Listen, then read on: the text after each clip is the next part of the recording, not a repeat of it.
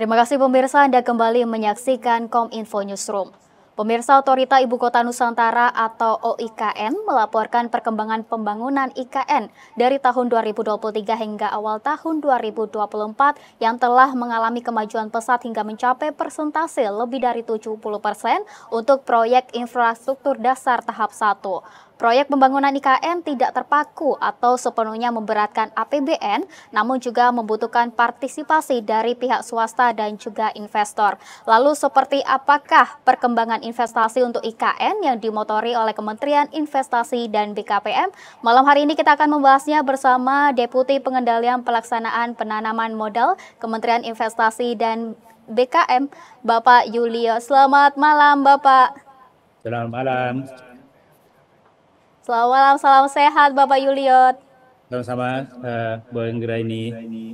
Ya, Bapak, sebelum kita membahas lebih jauh perkembangan investasi di IKN, mungkin bisa dijelaskan ke pemirsa GPR TV seperti apa investor domestik dan juga asing melihat perkembangan di IKN? Ya, terima kasih.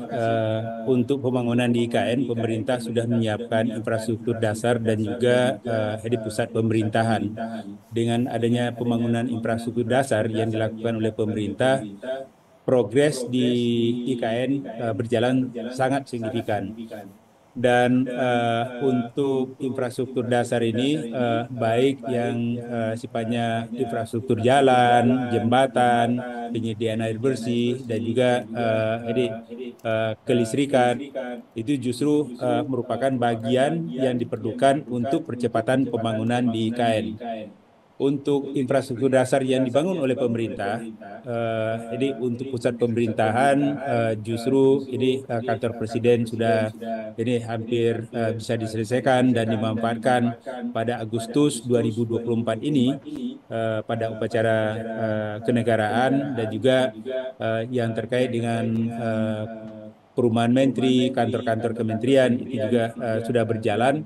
Ini memberikan confidence bagi investor untuk melaksanakan pembangunan di IKN. Sebagaimana kita ketahui, ini sudah dilakukan 4 kali groundbreaking dalam percepatan pembangunan di IKN.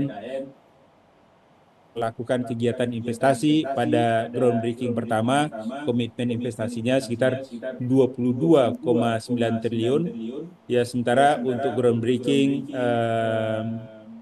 yang dilakukan pada periode yang lalu, komitmen investasi sebesar 15,5 triliun dan untuk groundbreaking tahap ketiga dengan nilai investasi sekitar 4,7 triliun, groundbreaking keempat 4,26 triliun, berarti total investasi untuk groundbreaking dari tahap pertama sampai dengan tahap keempat sudah mencapai 35,9 triliun. Itu yang dilakukan oleh pelaku usaha.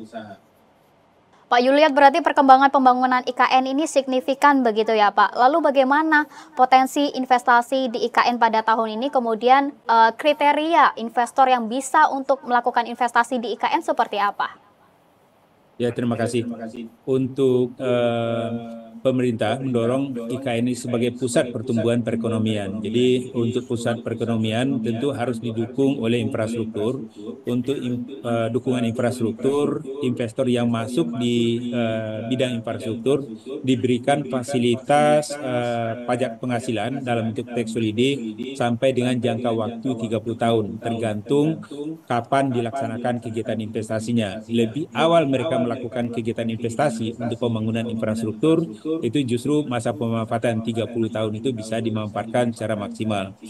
Sementara untuk infrastruktur ini sudah dibagi, jadi ada jalan, ya kemudian itu ada infrastruktur kesehatan, ada pendidikan, itu justru ini yang didorong oleh antaranya misalnya penyediaan perumahan, pusat perbelanjaan, sarana hotel, kemudian ada MICE, itu justru diberikan fasilitas pajak penghasilan sampai dengan jangka waktu pemanfaatan tax holiday-nya 20 tahun. Ya, sementara untuk kegiatan lain itu justru diberikan fasilitas yang untuk kegiatan ekonomi lainnya ini ada pemberian fasilitas untuk jangka waktu sampai dengan 20 tahun juga. Dengan posisi seperti ini sudah cukup banyak investor yang menjajaki untuk pelaksanaan kegiatan investasinya. Dalam catatan Kementerian Investasi, ini ada 400 investor lebih yang sudah menyampaikan letter of intent untuk mereka bisa melaksanakan kegiatan investasi. Saat ini di lapangan Otorita Ibu Kota Nusantara itu juga lagi membuat infrastruktur dan juga penetapan wilayah pengembangan. Jadi untuk wilayah pengembangan inilah yang akan kita sesuaikan dengan pelaksanaan kegiatan investasi yang akan dilakukan oleh pelaku usaha. Di samping itu, pemerintah juga akan menjadikan IKN ini sebagai pusat kegiatan keuangan, di mana kita juga menginisiasi adanya financial center. Untuk financial center ini sudah kita tawarkan, juga koordinasikan kebijakannya dengan OJK, dan juga respon dari pelaku usaha ini juga cukup positif. Ini ada lembaga-lembaga keuangan internasional yang juga sudah mencoba untuk menjajaki bagaimana mereka melaksanakan kegiatan investasi di financial center. Untuk financial center ini juga ini ada fasilitas yang diberikan oleh pemerintah untuk pelaku usaha di kegiatan finance itu justru diberikan fasilitas insentif pajak penghasilan itu juga sampai dengan 25 tahun. Ya Pak Yuliat, berarti ada 3 klaster investor begitu ya Pak yang nantinya bisa melakukan investasi di IKN. Pak Yuliat, kemudian upaya apa saja yang telah dilakukan Kementerian Investasi nantinya agar bisa menggait calon investor baik itu investor domestik maupun asing untuk bisa membangun di IKN? Untuk kegiatan yang dilakukan oleh Kementerian Investasi dalam rangka mendorong investor bisa lebih banyak melakukan kegiatan investasi di IKN. Yang pertama, untuk investor di dalam negeri, kita juga melakukan penjajakan, itu pertemuan dengan investor-investor potensial di dalam negeri untuk mereka juga bisa berpartisipasi dalam pelaksanaan kegiatan investasi di IKN. Dan ini alhamdulillah ini investor-investor dalam negeri yang tak pertama melakukan kegiatan investasi di IKN diantaranya adalah Konsorsium Nusantara.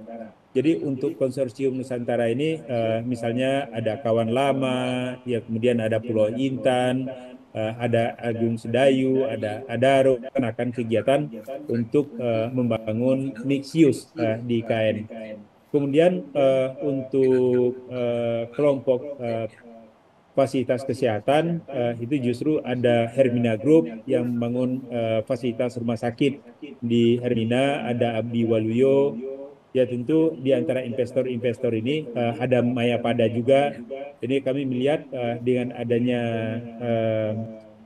kegiatan yang dilakukan untuk ini justru investor dalam negeri ini lebih mendorong confident pelaku usaha secara nasional maupun internasional untuk melakukan kegiatan investasi di IKN. Sementara untuk investor dari luar, ini dari Kementerian Investasi itu juga berusaha untuk lebih meyakinkan investor dari luar untuk melaksanakan kegiatan investasi di IKN.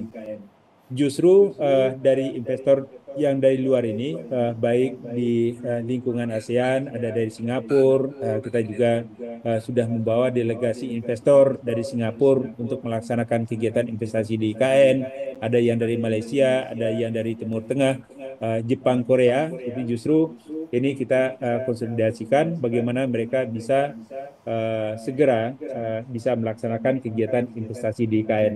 Ini ke depan ya kita mengharapkan ini akan lebih banyak lagi investasi. Ya Pak Juliet, berarti intinya investor asing ini diharapkan besar untuk bisa melakukan investasi di IKN. Nah kemudian sektor pembangunan apa yang paling diminati oleh investor asing tersebut? Untuk pertemuan kami di Kementerian Investasi dengan investor di beberapa negara yang terhadap proyek-proyek investasi yang kita tawarkan, ini baik infrastruktur, bangkitan ekonomi maupun kegiatan ekonomi lainnya, termasuk financial center, itu justru tanggapan positif dari investor dari luar ini cukup signifikan. Yang sudah kami sampaikan tadi, ada 400 yang sudah menyampaikan letter of intent untuk merencanakan pelaksanaan kegiatan investasi di IKN. Jadi untuk investor yang berminat ini kita juga maintain dengan baik. Jadi baik investor yang dari lingkup ASEAN, ada dari Singapura, ada yang dari Malaysia, ada dari Thailand yang siap untuk melaksanakan kegiatan investasi di IKN. Untuk dari Tan Asia Timur, kita juga pertemuan dengan investor yang berasal dari ada dari Taiwan, ada dari Jepang, ada dari Korea, dan juga ada dari China. Sementara dari Timur Tengah ada investor dari Arab Saudi dan juga dari Qatar, beberapa negara Timur Tengah, dan juga investor dari Eropa dan investor dari Amerika. Untuk ini kami dari Kementerian Investasi, karena fokus pertama pembangunan ini adalah di pusat pemerintahan, ya kemudian kita juga pembangunan infrastruktur, kami lebih mendorong investasi untuk di pemukiman, itu juga ini investor yang berminat itu juga sudah cukup banyak. Baik yang dari dalam maupun dari luar dalam rangka penjajakan mereka membentuk joint venture. Jadi ini kita tetap mendorong bagaimana percepatan investasi baik dari dalam negeri maupun dari luar negeri. Ya, Pak Yulia, tadi Bapak sudah menyebutkan ada beberapa negara luar yang sudah siap untuk melakukan investasi. Nah, nantinya apakah investor asing yang ingin melakukan investasi, apakah harus diwakilkan oleh negaranya atau bisa melalui pribadi, Pak Yuliot? Jadi untuk kebijakan investasi secara nasional dan juga kita pola pelaksanaan kegiatan investasi di IKN, kalau ini asing melakukan kegiatan investasi di IKN, jadi mereka ada ini minimal 2 investor dalam melaksanakan kegiatan investasinya. Ya kemudian untuk perseorangan ini mungkin mereka bisa melakukan investasi di instrumen keuangan. Jadi ya kita juga menjaring itu seluruh potensi pelaksanaan kegiatan investasi. Untuk mekanisme pelaksanaan kegiatan investasi oleh investor asing di IKN, kita juga sudah tanamkan dalam sistem online single submission, sistem perizinan elektronik yang dibangun oleh Kementerian Investasi BKPM, dan kita harapkan ke depan ini justru apa yang kita lakukan lebih memudahkan investor dalam rangka pelaksanaan kegiatan investasinya.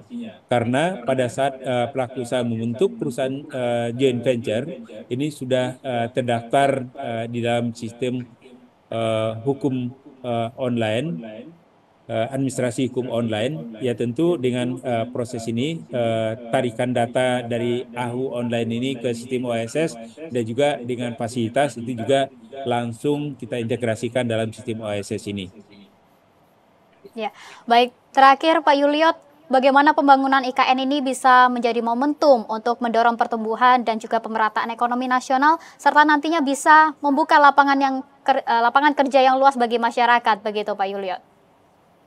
Jadi kami melihat dengan adanya pembangunan IKN ini adalah menjadikan IKN ini sebagai pusat pembangunan yang sifatnya adalah Indonesia sentris.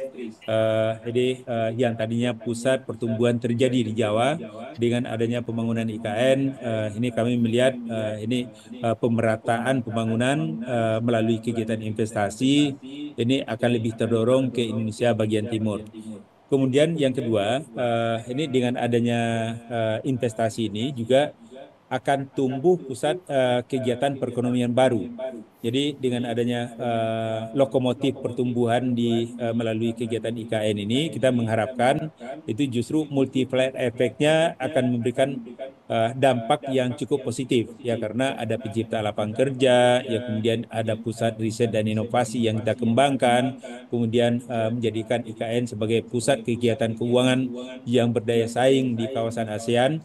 Kami mengharapkan multiplier effect ini kita bisa maintain dengan baik. Justru dengan adanya IKN ini, kami mengharapkan juga itu nanti investor yang sudah masuk dalam pelaksanaan kegiatan investasi berdasarkan wilayah pengembangan, baik pusat ekonomi dan energi baru terbarukan, ada kegiatan pariwisata dan taman hiburan, pusat pendidikan, kemudian pusat distribusi dan perdagangan komoditas secara internasional. Ya, kemudian ini akan lebih mendorong bagaimana nilai tambah multiplier effect itu melalui pengembangan kegiatan investasi di IKN. Ya, diharapkan banyak sekali investor-investor yang bisa mendukung begitu ya Pak di IKN agar IKN ini bisa menjadi pusat kegiatan keuangan yang berdaya saing. Terima kasih Pak Yuliot sudah bergabung bersama kami pada malam hari ini. Salam sehat selalu Pak Yuliot. Ya, terima kasih Bu Anggreni. Selamat malam. Terima kasih. Salam Dan sehat. pemirsa, kami akan segera kembali dengan informasi lainnya. Tetaplah bersama kami.